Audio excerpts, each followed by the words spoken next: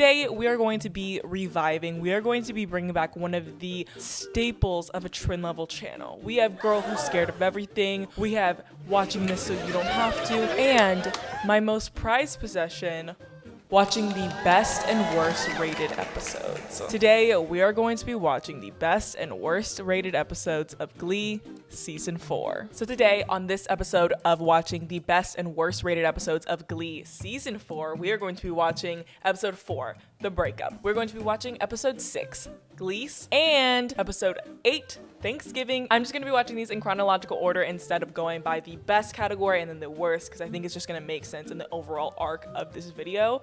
So let's do that. Thank God for earplugs.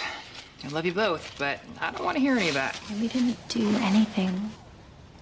He didn't even talk to me. We just laid there. We laid there in my full face of makeup. When Rachel Berry started putting on black eyeliner in her waterline, there was a shift in the air, and it was for the worst. It was for the worst. Those phones for the week, and they just won't stop ringing. It's okay. If you want to call me back later, we can. I can't. Isabel says we have to get the column on the website by midnight tonight. Also, I just have to say this, pause.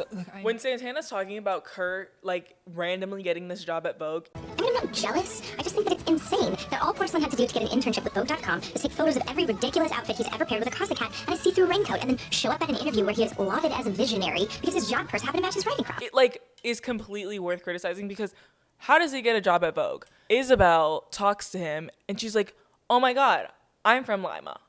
Oh my God, you watch Project Runway? Oh my God, I'm gonna hire you. You have a brooch on. Why? That makes no sense. At Vogue.com. First of all, no job experience. Not a single job experience. There's no resume to be seen. Did he wear anything to Glee Club that really was anyone wearing anything to Glee Club that was a serf? No one in that Lima, Ohio, McKinley High would ever be anywhere near fashion. And that's something that I stand by. I have issues with that. I have many issues. I'd never get in Niata, and what the hell am I gonna do in New York? Run a hot dog cart outside Madison Square Garden? No way. I used to be the man of her dreams, but now we're not even in the same world. This reminds me of Normal People. Maybe Normal People, the book by Sally Rooney, was based off of... Maybe it was based off of Finchel. But what's really crazy is that Rachel is sucking at Ninjata. Rachel is actually sucking ass at Nyata. She doesn't, she's not doing well there. You okay? You seem a little... I'm great. It was... Blaine showing up to Kurt just because he felt guilty for cheating.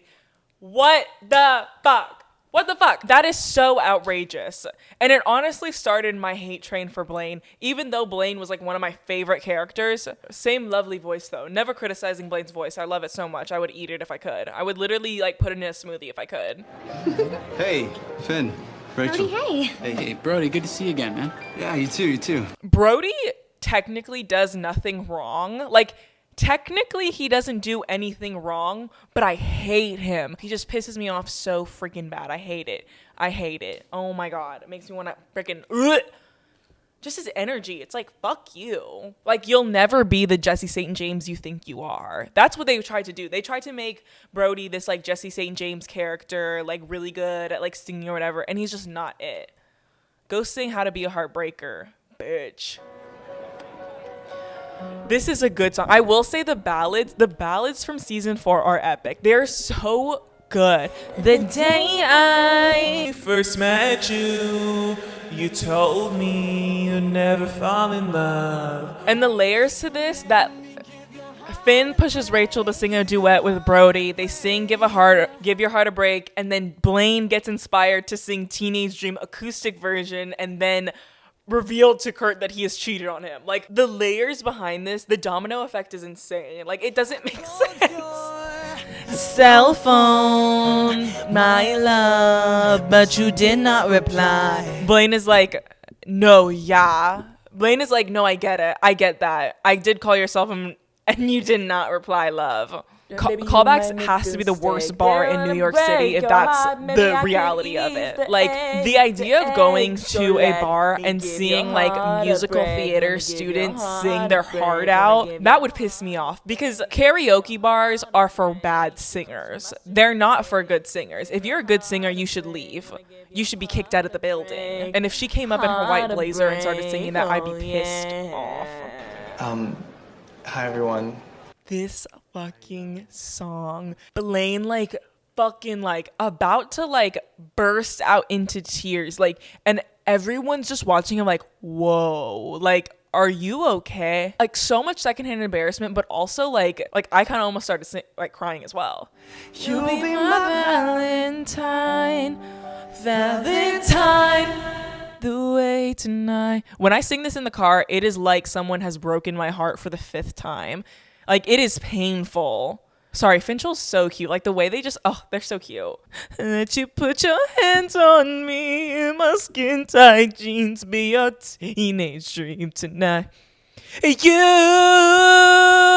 make me feel like a teenage dream. Be your teenage dream tonight. Thank you so much. Boy, the room is silent. The room is really silent because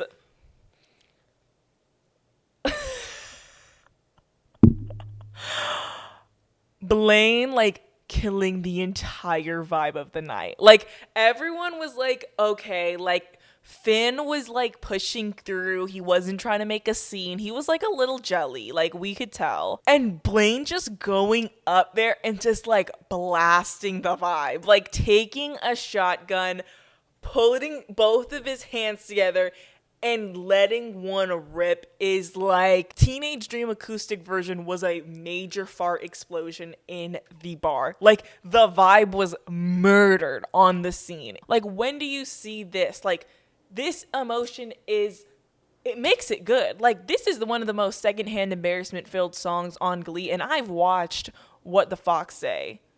I've watched the whole twerk episode of Glee, and this right here is one of the most secondhand embarrassment filled scenes I've ever watched in Glee. So that was moving. Guess I'm kind of wondering why that was. Yeah, why did you have a full-on mental breakdown in the middle of a bar while singing a Katy Perry song? Like, It doesn't matter who it was with, Kurt. What matters is that I was by myself. I needed you. I needed you around and you weren't there. And I was lonely. And I'm... And you don't think that I've been lonely? You don't think that I've had temptations, but I didn't act on it because I knew what it meant? Like, Blaine being like, I needed you and you weren't there is like so bogus. Like, it's like Blaine cheating and then using the worst cheater logic ever to explain his actions is horrendous. I needed you, but you weren't there. Like, yeah, I graduated and got a full-time job. What do you mean? You're in school. Like, go do school things. Don't cheat on me. Slut? You needed it that bad, you freaking slut? Blaine's a slut. Because he cheats on Kurt twice. He cheats on him twice. Evil. Like, you're a slut. Honestly, out of everyone that needs to be slut-shamed in Glee, it's Blaine. You're a slut. Blaine and Artie, slut-shamed. I'm slut-shaming you, Artie. Blaine being so wrecked by this is so freaking ironic. Like, you did it, and you're like... He was literally like begging on his knees, like crawling through the mud because of this breakup. And it was all his doing.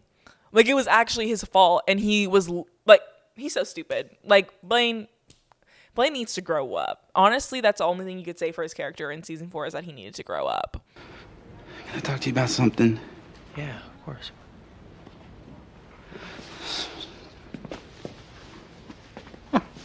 This poor child seeking comfort in Will Schuester right then is the same child that Will Schuester has a feud with in later episodes. Are you kidding me? Like, you're an actual adult grown man. Sophomore year, I used to sit in this back row and secretly watch you. I counted the number of times you'd smile at me, and I'd die on days that you didn't. What did we do to deserve that line? I count the days that you smile at me and I die on the days that you didn't. Like, how did that line come from Glee? It's so incredibly amazing. And then she sings Mine after it. Like, what the fuck? Like, what the fuck is this episode? You were in college working part-time, waiting tables. We got Mine and that heartbreaker line at the cost of Britannia breaking up. Like, how does that happen? How does all of that happen in one episode? Like, we've won, but at literally what cost? All of these couples break up because they cannot do long distance.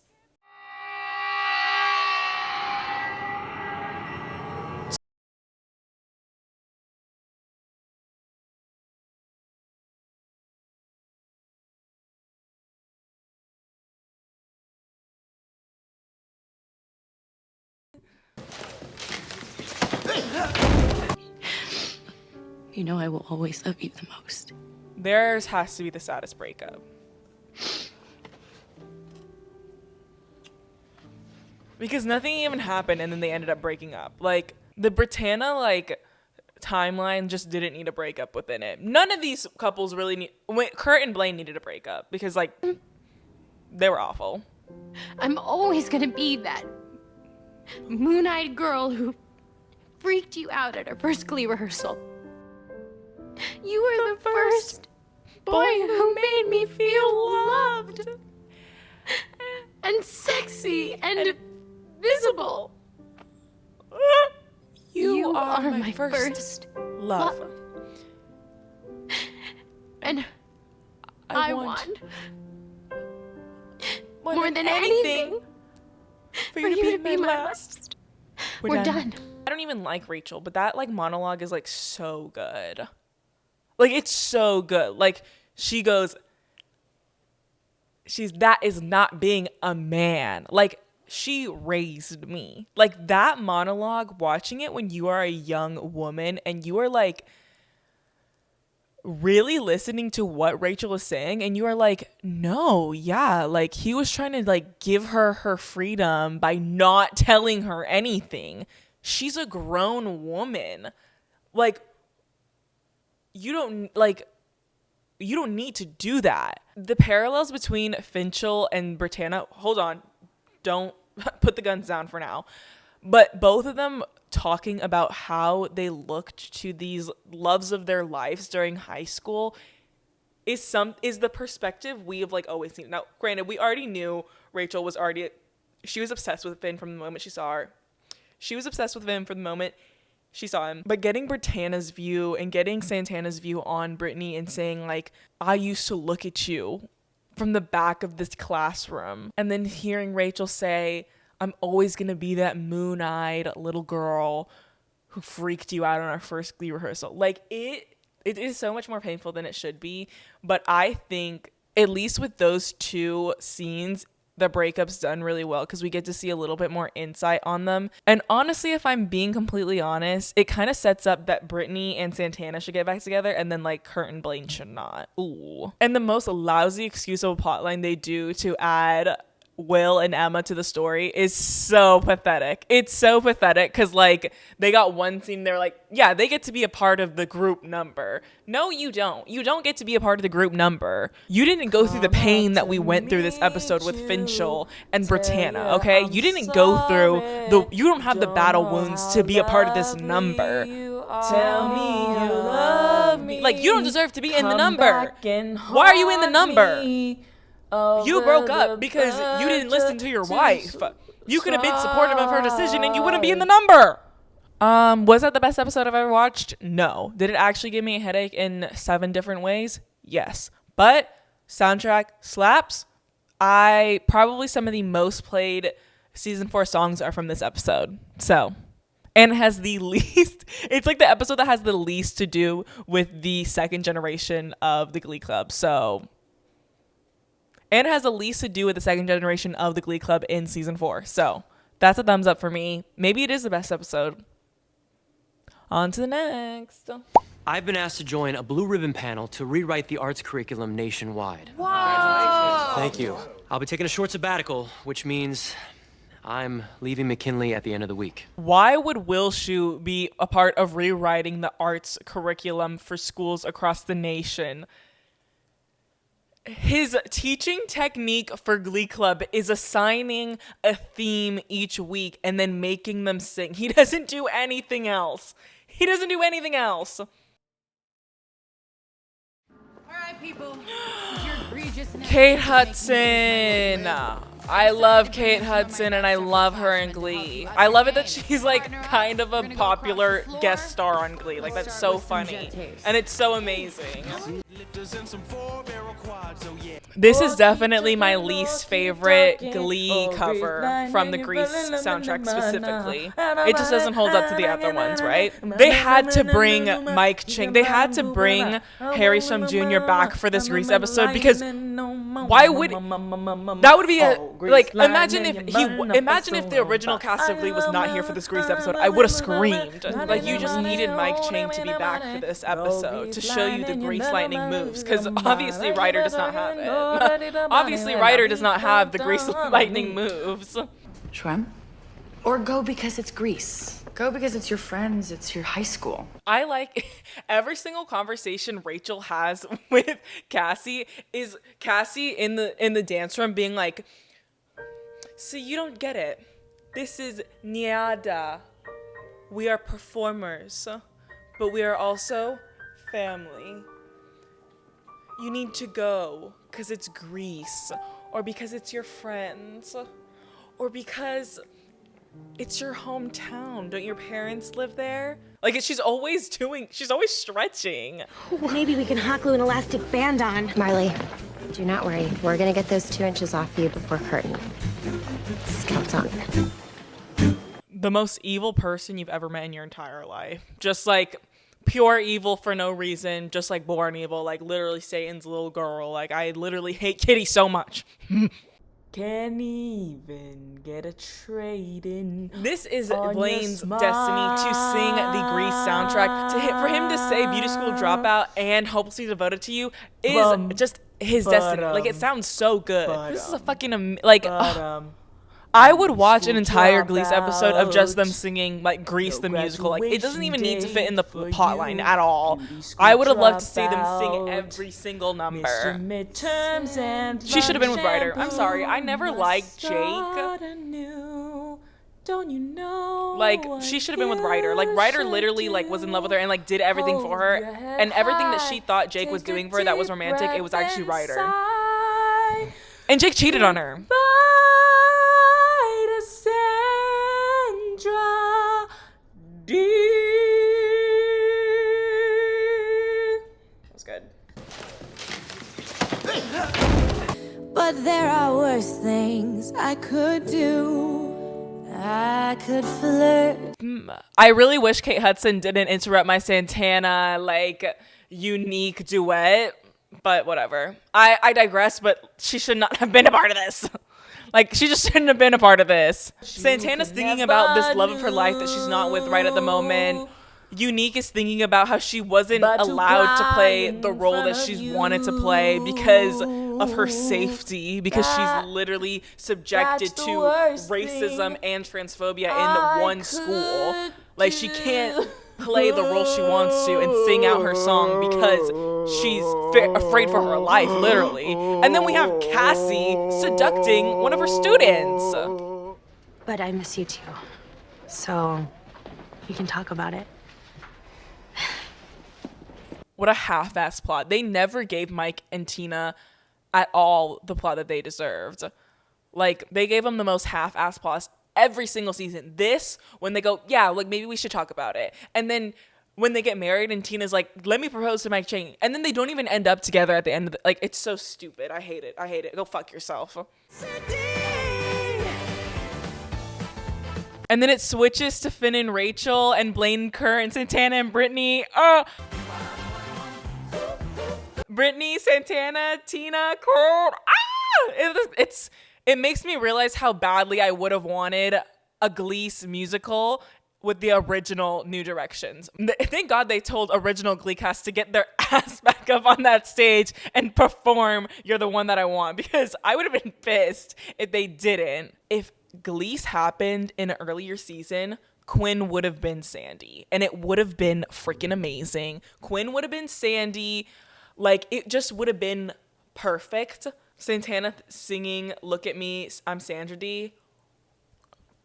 Bro, come on. That would have been, they should have had a Glee's episode way sooner. I don't know why they waited till the 4th season, but I'm glad it happened eventually. But I would have, I do have some notes. I would change a few things.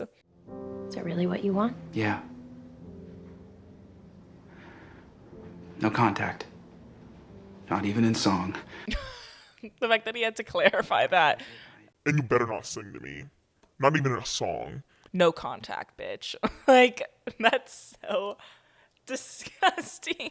Top tier episode. Like, I think that episode might, actually, I don't know. I think the breakup is still better than that episode, but it's still pretty high episode. Just for the voices alone on the tracks is like enough for me. But by far, like, seeing Rachel, Kurt, Blaine, and Finn go through this whole breakup thing for like 4 episodes is like annoying. It's very much annoying, and it's very much like, we get it. Like, why'd you come back here if you didn't want to? Like, I don't know. Anyways, let's move on to the next episode.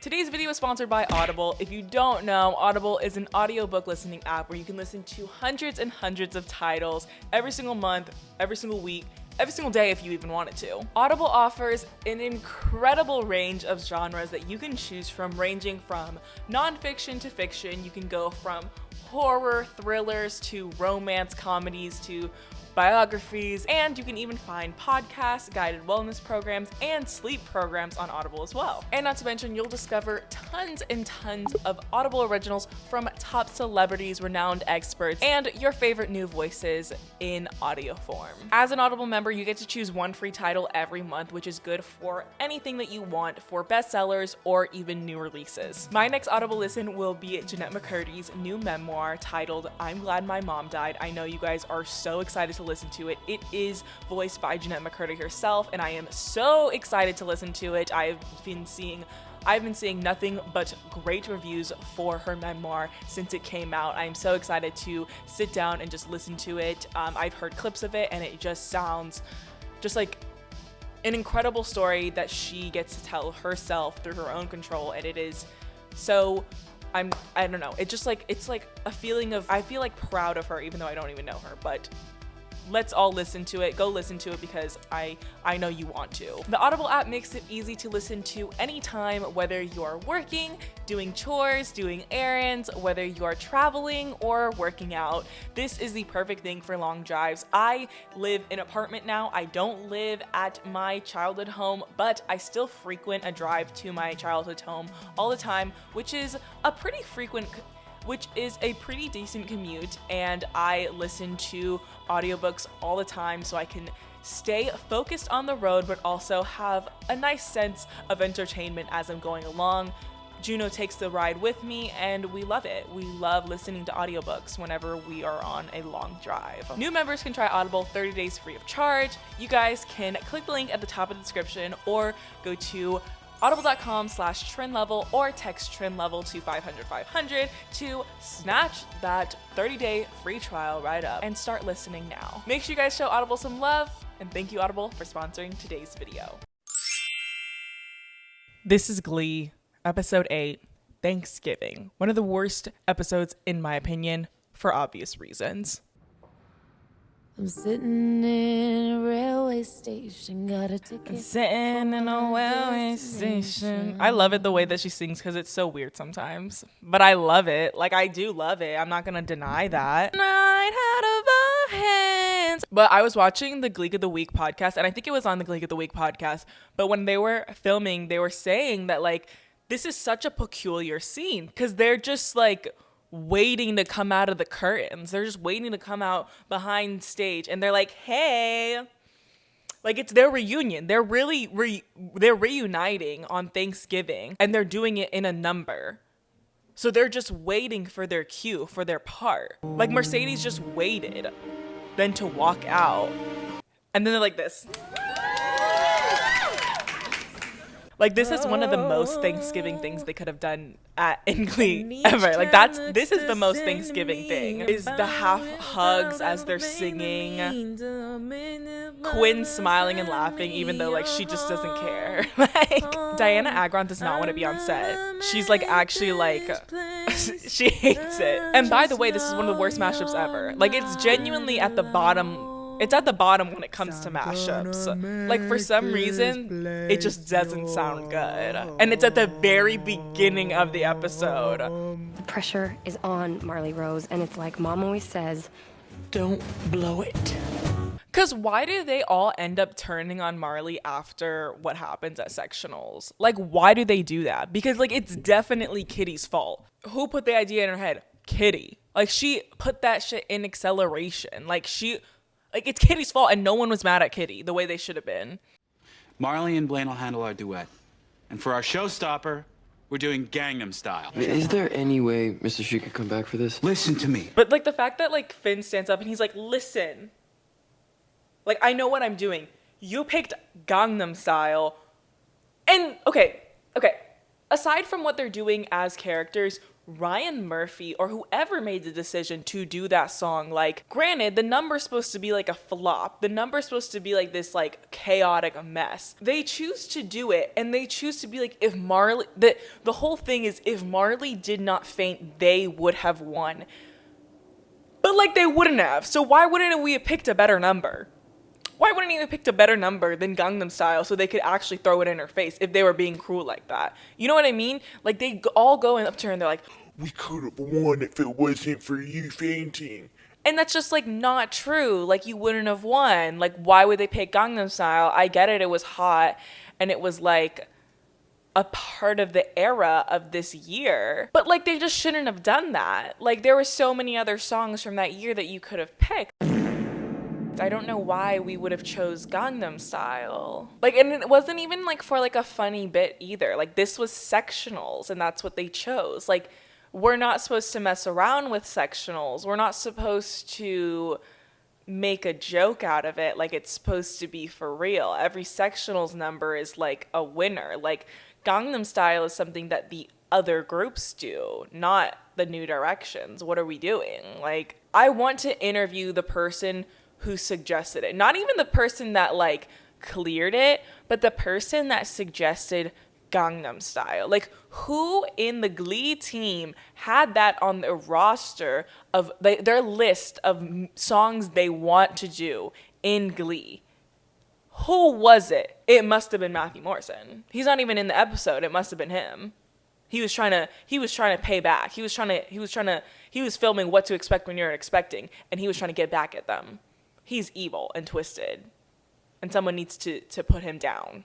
Well, it's been a few months, but I'm sure the three of us could put together something on the fly. I learned this dance. I learned the entire dance, and it was worth it because it makes me feel powerful. If you want to feel powerful, learn a Holy Trinity dance.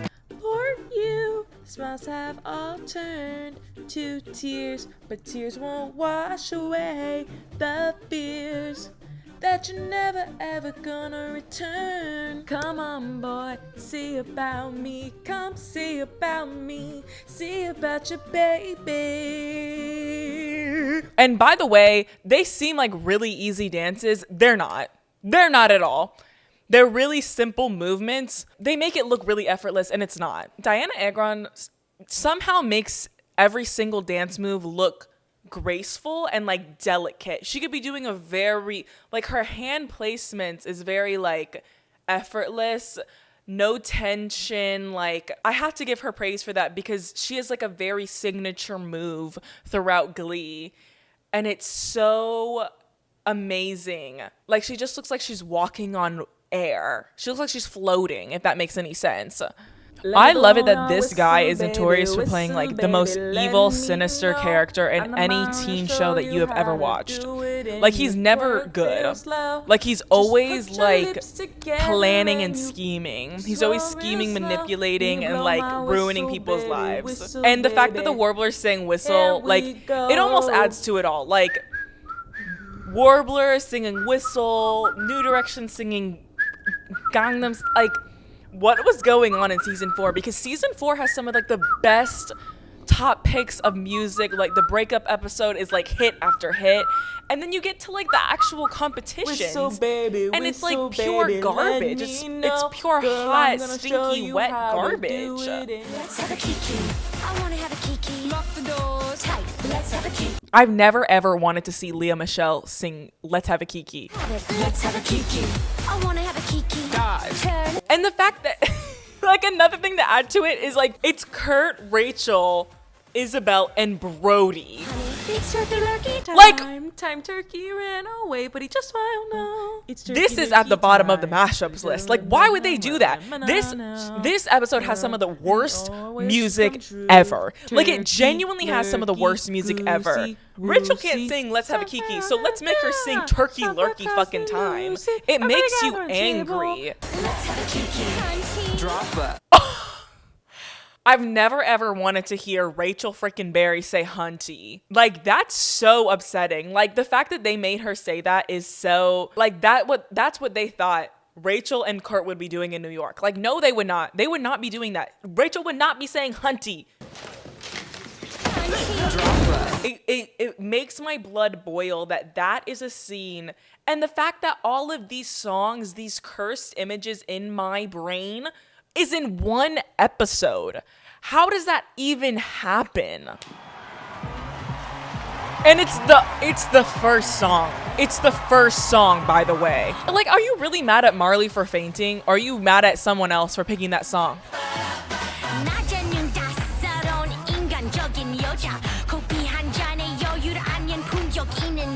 Tina's first solo at a competition, and it's this fucking song. Something bad needs to happen. Something sinister. Like, now you've upset me. Because how does this happen? Her fainting was the best thing that could have ever happened to this performance. Because Open Gangnam style. Because they're not singing. Like, that's the thing. Is that it's also a show choir competition. And there's no vocal talent to be seen. No offense to Psy, but this is not a song where it shows vocal talent. This is not KCON. This is not KCON LA, guys. This is show choir. And by the way, I don't think people get disqualified for someone fainting or having an injury. I think that's almost illegal. I think that must be illegal because there's no way. I've never been to any sort of competition where you get literally disqualified for someone being injured. That's just not how it works. At least, okay, maybe it is in other sports, but in cheer, at least, which is a very performance-based sport, if someone gets injured while performing, if someone faints, if someone literally breaks a bone, no one gets disqualified. You get to redo your routine because it's unfair to disqualify someone if someone gets hurt. I hate that episode with my entire heart, and I hope whoever was leading that episode, whoever directed it, and whoever wrote it, I hope something bad happens to them. I hope they get at least a couple months. No, I don't hope they got fired, but I hope they had a few months of bad luck. Gas prices in your city through the roof. Stub your toe every single time you pass the couch. Like, that's the type of bad luck I need to happen to you. Because why would you do this? This doesn't make any sense. This isn't Glee. This is KCON LA, and it's horrifying. And especially because it's not even that they did a Korean song. It's that they chose that song. There are so many other Korean songs that you could have done that they probably would have killed. And they chose that one. It's so annoying, and I hate everything about this episode. The plot line in this episode and every single choice that they chose to do. Every single decision that was made, they should have chose the opposite. Yeah.